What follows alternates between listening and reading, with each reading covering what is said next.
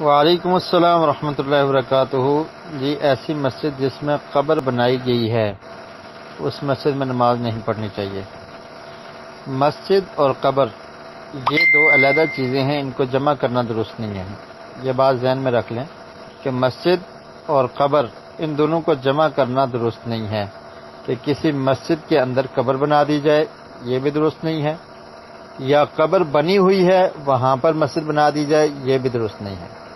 صحیح بخاری اور مسلم میں حدیث ہے، نبی کریم صلی اللہ علیہ وسلم نے ارشاد فرمایا، لعن اللہ الیہود والنصارى اتخذوا قبور انبیائہم مساجدا، کہ اللہ تعالیٰ یہود و نصارہ پر لعنت کرے کہ انہوں نے اپنے انبیاء کی اور اپنے نیک لوگوں کی قبروں کو مسجد بنا دیا۔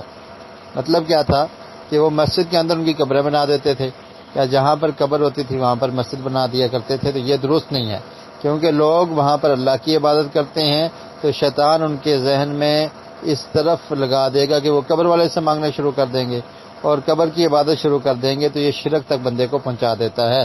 تو اللہ کے رسول صلی اللہ علیہ وسلم نے منع کیا ہے۔ اور اسی طرح ام حبیبہ اور ام سلمہ رضی اللہ تعالی عنہما امہات المومنین ہیں، انہوں نے جب نبی کریم صلی اللہ علیہ وسلم کو بتایا کہ حبشہ میں لوگ ایسے کیا کرتے تھے کہ وہ چونکہ عیسائی تھے تو انہوں نے تصویریں لگائی ہوئی ہیں اپنے جو ان کے فوت ہو چکے ہیں ان کی، اور ان کی قبریں بنائی ہوئی ہیں اپنی عبادت کی جگہ پر۔